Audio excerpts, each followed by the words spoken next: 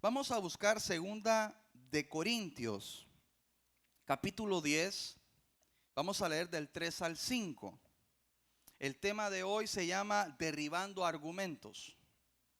Dice la palabra de Dios: pues aunque andamos en la carne, no militamos según la carne, porque las armas de nuestra milicia no son carnales, sino son poderosas en Dios para la destrucción de fortalezas, derribando argumentos y toda altivez que se levanta contra el conocimiento de Dios, y llevando cautivo todo pensamiento a la obediencia de Cristo. Si yo leo detenidamente ese versículo, me doy cuenta que Pablo está visualizando al discipulado o a los discípulos como una milicia, como soldados, y no esconde la situación de guerra que existe en el espíritu, y no esconde dónde es la guerra. Dice derribando argumentos. ¿Dónde se producen los argumentos? En nuestra mente.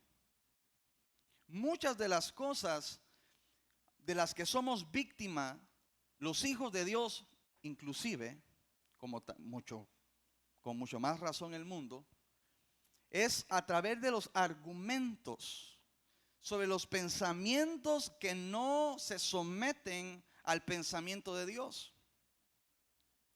Y Pablo es claro, dice que nuestras armas, él habla de armas. ¿Cuántos creen que hay armas espirituales? Mire a dónde se aplican: para nuestra mente. Dice, para derribar todo argumento que se levanta en contra del conocimiento de Cristo. Es decir, que para poder nosotros lidiar con las situaciones que nuestra mente argumenta, con las situaciones que nuestra mente, cuando nuestra mente no se sujeta al pensamiento de Dios, no podemos ser nosotros livianos. Tenemos nosotros que ser agresivos. Dice que hay que derribarlos. Nosotros no podemos ser suaves con esa situación. Pablo lo explica en un contexto de guerra. Y yo no he visto una guerra educada ni una guerra suave. La guerra es con violencia. Por eso la palabra dice que solo los violentos arrebatan el reino de los cielos. Dice la palabra que el reino de los cielos sufre violencia y solo los violentos lo arrebatan. Claro, esto no se refiere a violencia física, sino a una violencia espiritual. No podemos ser nosotros blandos, aguados en los términos espirituales. Y hay mucho que tenemos que cambiar. Una de las cosas más delicadas como pastor, y siempre lo he dicho, que me preocupa en una sobremanera, es que hay personas que prefieren leer libros de escritores que son cristianos en vez de leer la Biblia. Por favor, yo no estoy diciendo que eso es malo, pero qué triste cuando dejamos de leer la Biblia por leer esos libros. Ahí es donde yo creo que no está bien. Si nosotros leemos la palabra de Dios y queremos libros para edificación que son basados en la palabra de Dios, está bien, pero su primer libro debe de ser la palabra. ¿Por qué cree que existe tanta religión? ¿Por qué cree que existe tanto doctrina diferente? Porque las personas hemos dejado de leer la Biblia. Los cristianos hemos dejado de leer la palabra. Hemos dejado de meditar en la palabra de Dios. Yo te digo, no hay mejor profecía que la palabra de Dios. Está bien que creamos en los dones espirituales. Está bien que creamos en los llamamientos, en la unción del hombre de Dios, pero no podemos creer más en eso que en la misma palabra de Dios. Hay personas que prefieren creer en lo que le enseñaron que lo que está escrito. Y ese es un gran peligro para la doctrina sana y un gran peligro para la fe. Porque muchas veces comenzamos a aplicar la fe erróneamente. Muchas veces hay personas que justifican no servir con la palabra. Hay personas que justifican tener una relación a medias con Jesucristo o con Dios o con el Espíritu Santo, justificados a través de la palabra. Hay personas que no llevan una vida tan santa justificándolo con la palabra. Y eso, hermanos, realmente es preocupante. Entonces, ese es el mensaje de hoy. Tenemos que derribar esos argumentos y someter nuestros pensamientos a la obediencia de Jesucristo. Por ejemplo, la visión está basada en la palabra y en las instrucciones que Jesús nos dejó. Si no lo queremos hacer, estamos siendo desobedientes, no con la iglesia, no con el pastor, sino con el Dios mismo. Porque nada de lo que se pide por capricho. Todo lo que se pide porque así lo dice la palabra. No, pero es que a mí me enseñaron a hacerlo así, de esta forma. Es mejor hacer esto que lo otro. Hermano, pero no es lo que dice la palabra. ¿Qué hacemos? ¿La cortamos? ¿La cambiamos? ¿O la hacemos como está escrita? Uno de los grandes argumentos que el enemigo ha puesto en los cristianos es el siguiente. Miren, tal vez me ayudan así 4 personas rapidito. Venite, Brian, Gamariel, véngase César, véngase Iván, así rapidito aquí al lado mío. César y Iván acá, y aquí Brian y Gamariel. Y vamos a hacer una ilustración. Vamos a pensar que ellos son mundanos o personas no creyentes. No se preocupen que la peor parte me va a tocar a mí. Y ellos son cristianos discípulos de casa de adoración. Y yo soy el diablo. Usted nunca había visto un diablo tan guapo, ¿eh? Ok. Entonces, si yo fuese el diablo, y como por ahí dicen, sabe más el diablo por viejo que por diablo, y yo tengo que detener, mi objetivo es detener que el que no conoce al Señor no lo conozca, no lo reciba, que no recibe el evangelio. Escuche bien. ¿En quién tengo que poner yo argumentos para que eso sea eficaz? ¿En los que no conocen al Señor o en los que deben de predicar la palabra para que otros lo conozcan? Algunos ni de diablo lo harían, ¿verdad?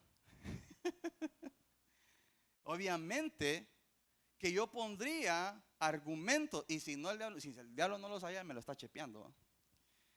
Pondría argumentos en aquellos que depende de ellos que la palabra se predique, para que el mensaje nunca salga de ellos, para que estos nunca lo escuchen. Ellos van a tener necesidad, ellos van a tener sed, porque su corazón se diseñó con un hueco en el centro que solo Cristo lo puede llenar. Y ellos van a tener, no sé cuántos años se van a tardar para entender que necesitan a Cristo, pero se van a dar cuenta. Algunos se dan cuenta en el último segundo de vida, lamentablemente.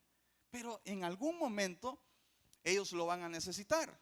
El problema es que aunque ellos lo necesiten, no haya quien les predique. ¿Dónde cree usted que el diablo está trabajando para que el mensaje no se predique en esta iglesia? ¿Allá afuera o aquí? ¿Qué se siente cuando el pastor comienza la academia recordándole que tiene que dar el preencuentro? Ay, ya otra vez, dele con la cantaleta. ¿Quién cree que le está hablando? Muchas gracias, muchas gracias. Gracias, Brian. ¿Quién cree que le está hablando? ¿Quién cree que le puso ese sentimiento? Ese no es Dios. Eso es más satánico, hermano, que ponerse los 3 seises. Porque el mensaje de Cristo no se predica. Hermano, depende de nosotros. Tenemos que derribar esos argumentos. No va a pasar nada si usted no empieza a orar por alguien, si usted no toma a alguien como proyecto y si usted no le comienza a llamar, a predicar la palabra, a compartirle. Tenemos que derribar los argumentos. Claro que no es fácil, la Biblia nunca ha escondido. Jesucristo quiso salvar el mundo y tuvo que dar la vida. Y todavía preguntó, ¿habrá otra forma? Y en el cielo no le dijeron nada, hermano. Eso en pocas palabras, el que calla otorga, ¿va? Dios le dijo, esa es la forma. ¿Por qué a nosotros no nos va a costar entonces? Ojo entonces, porque sabemos dónde el enemigo está trabajando. Sabemos dónde el enemigo está trabajando.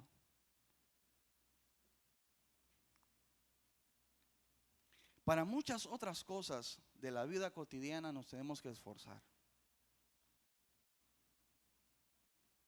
Y tenemos que desafiarnos y tenemos que derribar esos desafíos. Muchas veces en la universidad, en el colegio, nos ponen a exponer y se hacen los grupitos, ¿verdad? Y siempre hay uno que dice: yo hago todo, que alguien exponga, dice, ¿verdad? Porque él no quiere ir a exponer. Yo era los que decían: yo hablo, que alguien haga todo, porque a mí me gustaba hablar. Pero los maestros o los licenciados que tanto amamos, los catedráticos, han hecho su estrategia diciendo: va a ser sorpresa, prepárense todos, yo elijo el que expone. Y realmente sabemos que nos tenemos que preparar y tenemos que disponer nuestro corazón para poder dar esa exposición. Lo hacemos, algunos pasan sudando, algunos pasan que les tiembla todo. Para algunos es más fácil, a otros no les gusta estudiar y solamente murmuran, otros ni siquiera llegan. Pero lo que quiero decir es que nos esforzamos. Al final lo tenemos que pasar. Todo aquel que se gradúa tiene que defender su trabajo, ¿verdad? ¿Y por qué para eso sí nos esforzamos? Pero para el momento de predicar la palabra de Dios, a mí no me gusta. Yo no creo que pueda. A mí nadie me va a oír. Zafa. ¿Por qué para otras cosas? Muchos de los que están acá se graduaron trabajando y estudiando. Eso es muy fuerte. Eso es cansado.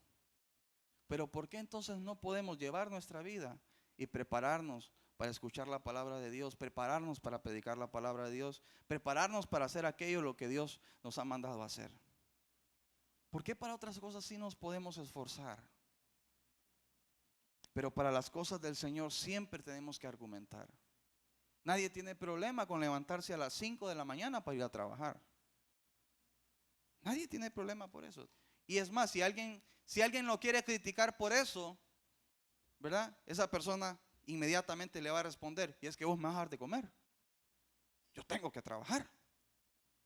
Pero ¿por qué al momento de servir al Señor, de levantarnos a las 8 de la madrugada, para poder venir aquí a las 9 de la madrugada, para recibir la palabra de Dios, ahí sí nadie nos puede decir,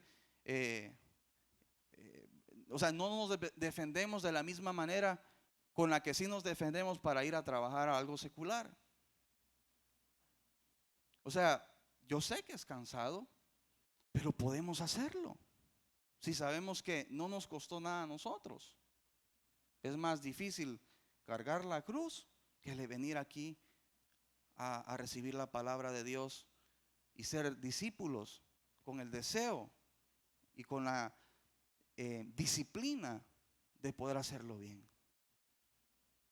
Tenemos que mejorar, tenemos que derribar argumentos. Y una vez en un retiro de provisión compartía de que siempre que uno hace aquello que está como un extra, o sea, que no es una responsabilidad, sino que está como un extra, algo adicional a mi responsabilidad, pues uno lo hace así a medio vapor, ¿verdad? Porque igual uno dice, bueno, no me toca a mí, pero yo lo voy a hacer. Se toma como una iniciativa. Pero cuando hay labores que son nuestra responsabilidad, hermanos, esas las tenemos que hacer al 100%, al 200%. Amén. Pero predicar la palabra no es algo adicional. Predicar el mensaje y tratar de llevarle a una persona, precisamente la persona de Cristo, no es una opción, no es algo adicional, es una orden. Una orden. Una orden. Y ya. Entonces tenemos que derribar argumentos acuérdense, no podemos ser livianos. Si la palabra dice hay que derribarlos, no podemos ser livianos. No podemos decir, amén, sí, No, yo creo que sí, pastor. De repente usted tiene razón. No, hermano, tenemos que decir, es cierto, tengo que despertar, tengo que hacer algo, tengo que levantarme, tengo que cambiar mi forma de pensar, tengo que revisar mi orden de prioridades. Quiero que me acompañen. No sé cómo voy a hacer para predicar esto tan rápido, pero ayúdenme ustedes ahí en Samuel, capítulo 17. Vamos a leer del 1 al 10. Y los filisteos juntaron sus ejércitos para la guerra y se congregaron en Soco, que es de Judá, y acamparon entre Soco y Aseca y en Efesdamín. Disculpen mi hebreo, hermano. También Saúl y los hombres de Israel se juntaron y acamparon en el valle de Ela y se pusieron en orden de batalla contra los filisteos. Y los filisteos estaban sobre un monte a un lado, e Israel estaba sobre otro monte al otro lado, y el valle estaba entre ellos. Ese espacio entre los dos ejércitos se llama Ela, y Ela significa hombre fuerte. Yo no sé si ustedes se acuerdan que hay un versículo que Jesús dice: nadie puede tomar la casa, ni el botín de la casa, si primero no se amarra al hombre fuerte. ¿Cuántos se acuerdan de esa palabra? Entonces, ellos estaban ahí en la batalla del hombre fuerte. Todos sabemos esa historia, ¿verdad? La historia de David y Goliat. Y estaban los ejércitos ahí reunidos. Usted sabe ya cómo termina la historia. Usted sabe que después que David vence a Goliat, quitemos a David y Goliat por un momento de la imagen. ¿Qué pasa después que David vence a Goliat? Quitémoslos a ellos ahorita. ¿Qué es lo que pasa? ¿Quién se acuerda? El ejército de Israel sale en contra de los filisteos y los filisteos salen huyendo. Ellos llegan a su territorio y hasta toman el botín. Volvamos a poner a David y Goliat. ¿Qué esperaron ellos para hacer eso sin necesidad que David se parara? Si al final lo hicieron. ¿Qué tenían? Argumentos. Miren, a veces el enemigo nos gana en la batalla de la mente. Los filisteos, que representan al diablo, a Satanás y a sus huestes. Israel nos representa a la iglesia.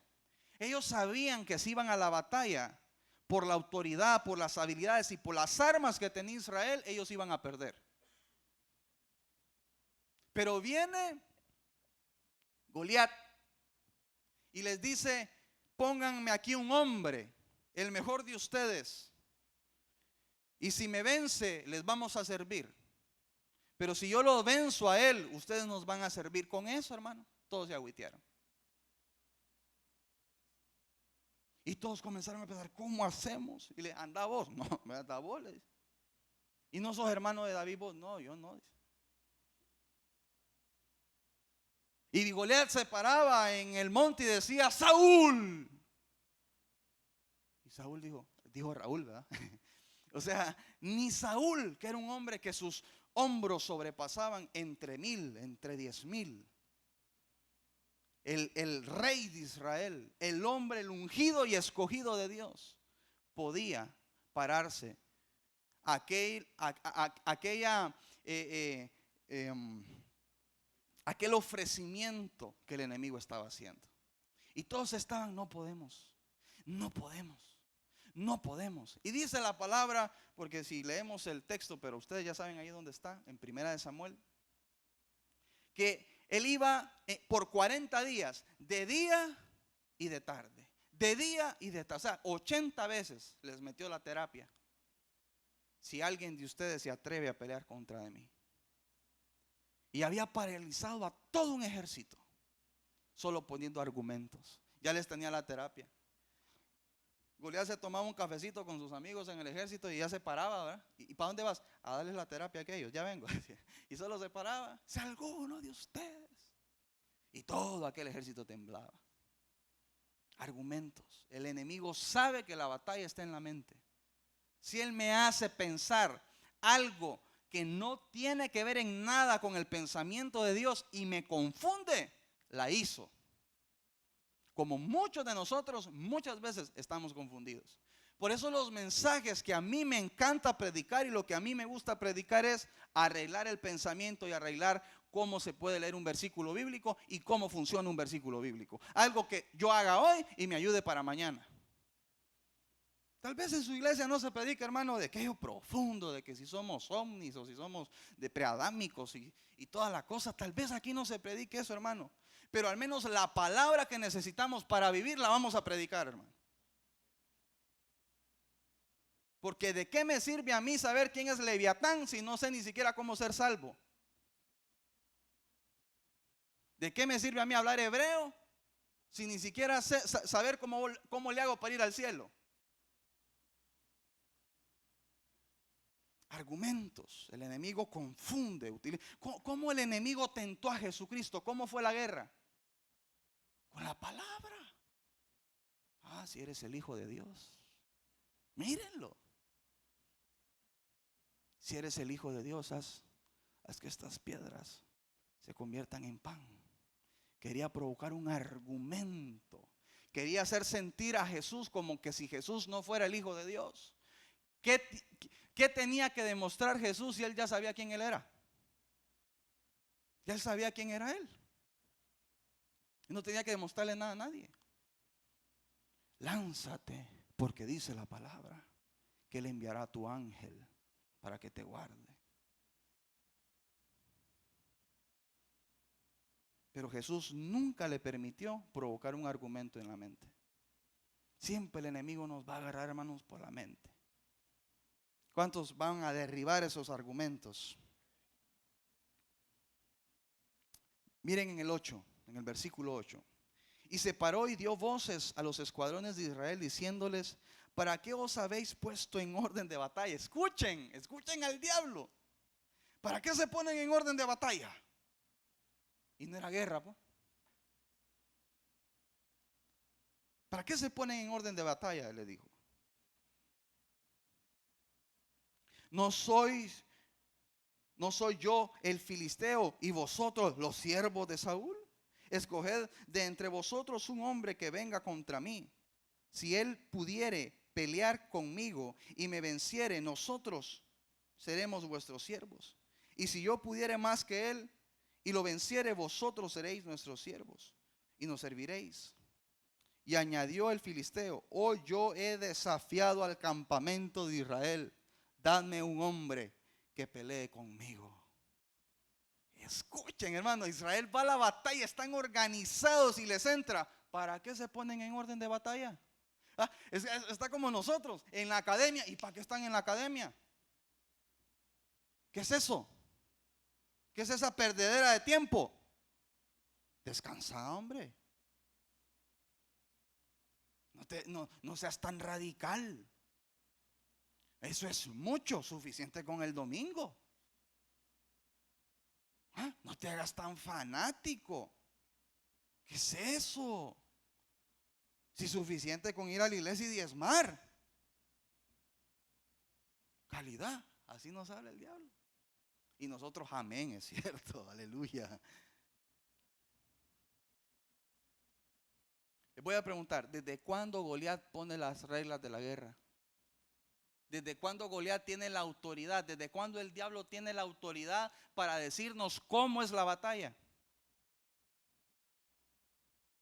¿Desde cuándo Goliat tiene esa autoridad para paralizar los planes de Dios y hacer el juego como él dice que se debe de hacer? Pónganme un hombre. Hermano, eso era de llegar y darle duro de entrada.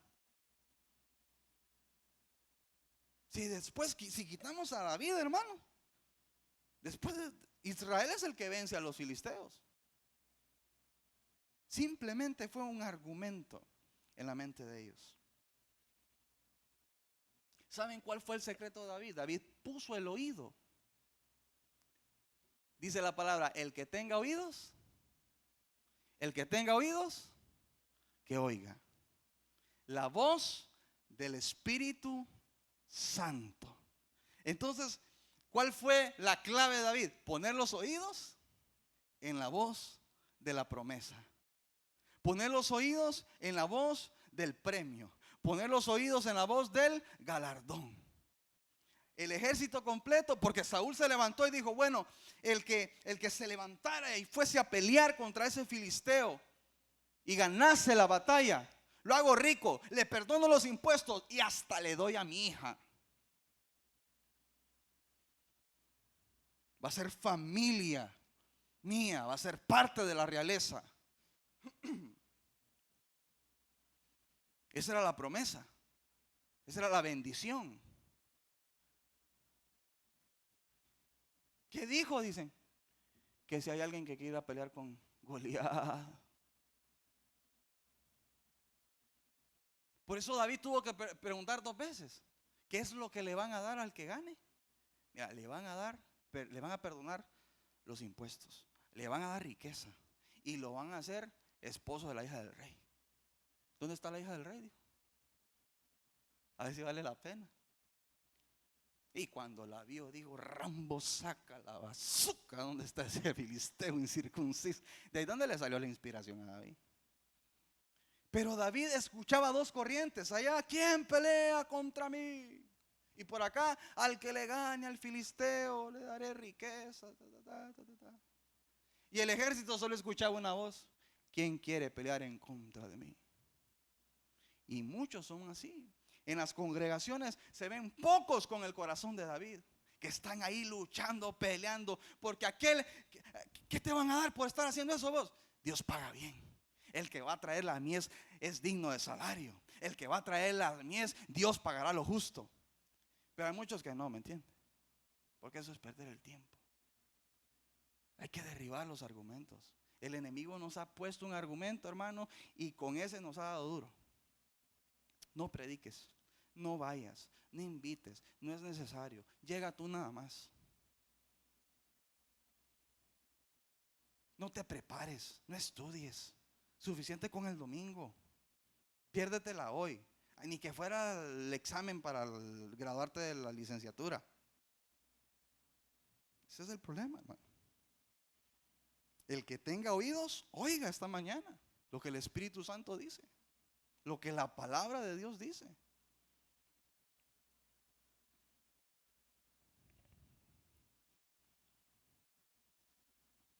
Mire, una cosa son las voces que podemos oír, pero esas las podemos detectar y sabemos de dónde vienen. Triste es no reconocer las que no podemos ver de dónde vienen. Esas son las peores voces cuando son para algo malo. Cuando la misma voz del desánimo viene de nosotros mismos. Porque ya la semilla fue plantada ahí, hermano. Porque está bien cuando alguien se nos acerca, alguien que no tiene fe, alguien que no es una persona, pues, que está edificando su fe y nos critica. Pues sabemos de dónde viene.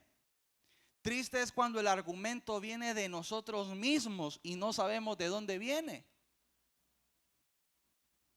Porque cada vez que se levantaba Goliat a ponerle eso en la mente, sabían que venía de Goliat. Ellos escuchaban la voz de Goliat, pero cuando terminaba la voz de Goliat se quedaban escuchando las voces de ellos. No lo hagamos, nos va a matar, no podemos, es muy grande. Tururú, hermano, si yo digamos que yo fuese de 3 metros, con el mismo cuerpo, hermano, porque no, de 3 metros y fortachón, ¿va? Casi así, y fortachón. Y yo les digo a ustedes, ¿quién de ustedes se atreve a pelear contra mí?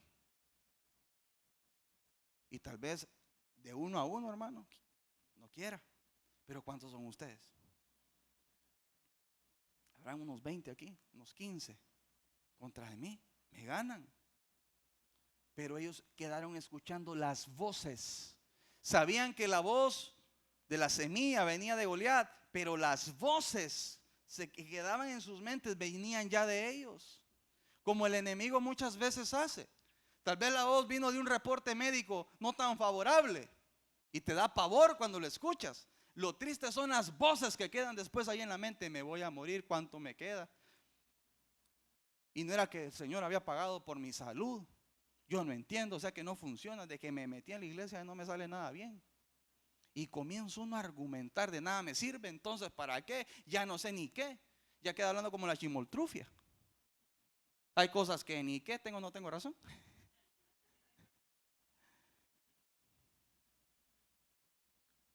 Entonces esas voces, hermano, de no lo hagas, no es necesario, estás muy cansado, sos muy ocupado, ¿para qué te vas a meter en eso? Eso no es para vos, vos sos muy grande, vos sos muy ocupado. Hermano, por eso dice: todo pensamiento de altivez.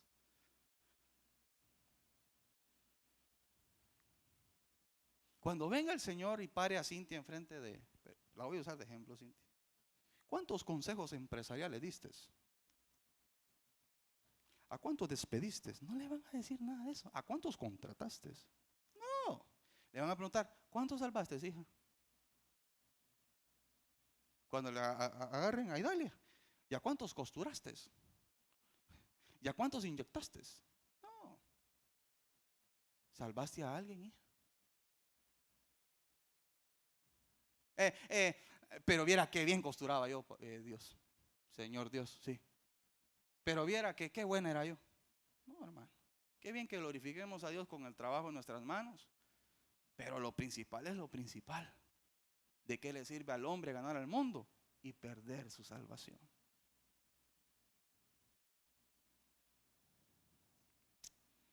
Está feo hoy, ¿verdad? Que tengo que derribar argumentos. Ese es el tema. La boca habla de la abundancia del corazón. ¿Qué hay en tu boca con respecto a las responsabilidades espirituales? Eso es lo que hay en tu corazón. ¿Me permiten una revelación, hermanos? Sí. ¿Me permiten darles algo que el Señor me dio? ¿Qué le iban a dar al que venciera al gigante? Aparte de las riquezas, la hija del rey. ¿Usted sabe quién es el rey del universo? ¿Quién es el hijo del rey del universo? Jesús, ¿verdad? ¿Y quién es la hija? La iglesia. El que venciere el gigante, le daré a mi hija.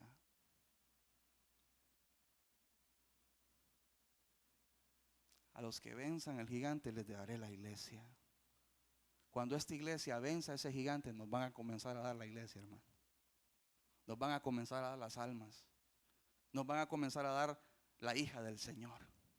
Y vamos a poder ver los frutos, porque yo sé que usted tiene el deseo y el anhelo de ver los frutos en esta iglesia. Amén. Porque no solo está siendo evaluado el trabajo de un pastor, sino también va a ser evaluado el trabajo de lo que usted forma parte de esta iglesia. ¿Cuántos son parte de esta iglesia? Hermanos, si nosotros vencemos al enemigo, si nosotros vencemos los argumentos de Satanás, nos van a dar la hija del rey. Yo quiero la hija del rey. ¿Cuántos la quieren? Necesitamos a la hija del rey. Necesitamos a la iglesia levantada, una iglesia de influencia, una iglesia que se para y puede tener las voces, puede detener las olas que se levantan, puede detener los dardos que son lanzados, puede tener la enfermedad, una iglesia de gloria, de victoria. ¿Cuántos creen en el último gran avivamiento? Pero para que eso suceda tiene que venir el gran despertar de la iglesia. Si un equipo va ganando, va perdiendo 1-0, ¿cuándo va a comenzar a ganar? A darle vuelta al resultado. Cuando empate, hermano, por lo menos. Cuando por lo menos digan: no, pues, nos echaron el primero, pero vamos a empatar y vamos a echar el otro nosotros. Amén. Cierto, tal vez en este tiempo de volver a reorganizarnos, nos han metido uno que otro gol.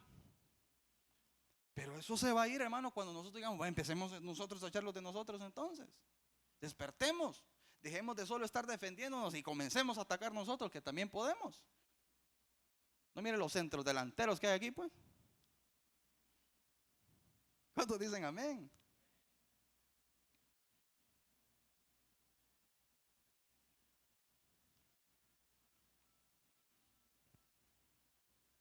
Quiero terminar. am, Dice la palabra que cuando David estaba planificando ir a matar al gigante, yo me imagino que cuando David entró a donde Saúl, ustedes saben la historia, yo creo que se ubican, ¿verdad? Que él dice, él decide ir y tiene que ir a ponerse delante de Saúl a pedirle permiso. Yo me imagino a Saúl, hermano, en una mesona, así como de esas películas de medievales, ¿verdad? Aquel gran mesón ahí con aquel plano, con estrategias de guerra. ¿Cómo le hacemos? ¿Cómo le entramos? ¿Ya? ¿Y cómo hacemos para echarnos a este gigante? Y entra David. Yo voy a ir, le dice. Aquel chiquitillo, ¿va? Cipote. Si hay una iglesia cipota es esta, ¿va? Chiquita. Y le dice, bueno, vení, pues, no sé por qué, pues me queda creerte nada más, le dice Saúl, vení, ponete mi armadura, le dice. Ya conmigo armadura, esa es cobertura. Y le dan aquellos fierros, aquella pechera, aquello grande que ni caminar podía, dice, que ni levantar la espada podía de Saúl. Eso significa que no era la cobertura de David. Y Saúl le dice, tienes que usar eso porque esa es la forma tradicional de poder pelear una batalla. Ahí disculpen que se salga esta revelación. Ojalá la tomen. El que tenga oídos, oiga. Esa es la forma tradicional. Tenés que por lo menos poder levantar esa espada. Y por lo menos usar esa pechera. Y aquel muchacho así todo incómodo. Se parece a casa de oración cuando quería hacer las cosas de forma tradicional. Es que así se hace. Es que así lo hace aquel. Así lo hace fulanito, así lo hace menganito, así lo hacen allá. Y no nos quedaba el uniforme, ¿va? Es que esa es la forma en la que se debe de batallar. Y David le dice, no puedo. No puedo, así no puedo. Con esta forma tradicional, al menos yo no puedo. Tal vez esa es tu línea, no es la mía. Yo soy pastor. Y se quitó las armaduras y se fue para el río. ¿Cuántos están en el río de Dios? Y empezó a agarrar unas piedritas ahí. Usted se imagina los que aconsejaban a Saúl en las guerras, viendo a David agarrar piedritas en el río. Yo creo que los consejeros de guerra le dijeron, mira, una cosa es que ese niño esté loco, otra sos vos que estás más loco que lo estás mandando a pelear con ese gigante. ¿Cómo van a ganar con esa forma? ¿Cómo van a ganar con esa estrategia, con una onda tan sencillo? El modelo de Jesús. Dice la palabra que él tomó las piedritas y las metió en la bolsa pastoril. Cobertura, esa era la cobertura de David. Una cobertura sencilla. Una forma sencilla. ¿Cuál era la misión? Pegarle al cabezón ese una pedrada en la cabeza y bajárselo. La misión no era ir ahí con todos la armadura y mira cuántas estrellas tengo. No, eso no era. Lo que tenía que hacer era bajarse al gigante. Lo que tenemos que hacer nosotros, no es que hagamos aquí, hagamos allá, hagámosle así, hagámonos teólogos, hablemos hebreo. No, hermano, lo que tenemos que hacer es ganar almas. Y así van a ganar. Tal vez nos miran ahorita y han de decir, y así quieren ganar a San Pedro Sula. Pero cuando aquel chiquitín se fue enfrente del gigante, solo le dio 2 sobones a la onda y ¡pum! ¿Sabe a dónde se le empató? ¿Dónde están los pensamientos? Así se cae y deja de hablar, dice.